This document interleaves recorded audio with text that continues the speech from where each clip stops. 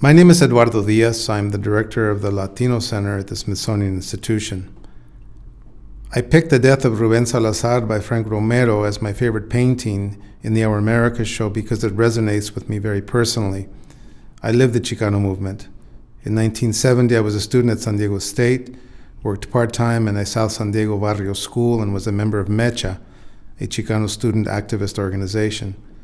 I participated in establishing Chicano studies at the university and establishing Chicano Park in San Diego's Logan Heights barrio in April 1970, and was involved with the Centro Cultural de la Raza in San Diego's Balboa Park.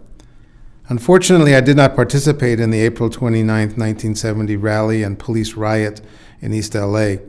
There was a subsequent rally there in response to what happened on April 29th, which I did attend. The death of Ruben Salazar was a very serious blow to those of us involved in the Chicano movement. Ruben Salazar was a writer for the LA Times and was active in the civil rights battles of the 1960s.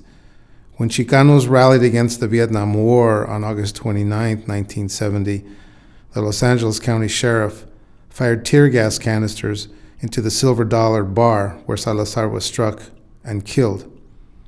Frank Romero's painting is stunning and brings the reality of the conflict, the sheriff's deliberate overreaction, and the tragic sense of loss of an important voice and defender of our community to the viewer in a way that is direct and beautifully rendered.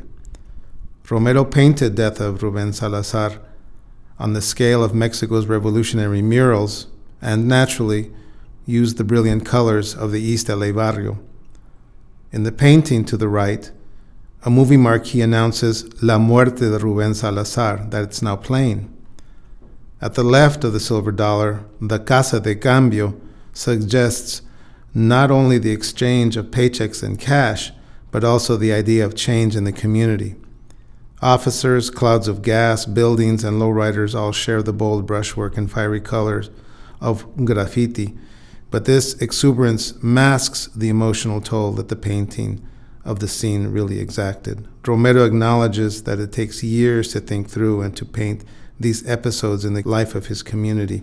He did not grow up thinking of himself as a Chicano, but embraced that identity after years of working with 3 other Latino artists in an informal group known as Los Four, the Four. The year he painted Death of Ruben Salazar, Romero said that, quote, "There's all this talk about America not having a culture other than McDonald's. I do have a culture. It's Aztlán." He was referring to the mythical birthplace of the Aztec people and the transcendent cultural marker of the Chicano movement. Every time I see Death of Ruben Salazar, I'm transported back in time to my more formative years, to a place in time that is important not only to me, but for this nation. This singular painting compels us all to come to terms with injustice and the right of the people to redress. It stands as beautiful testimony to the true power of great art.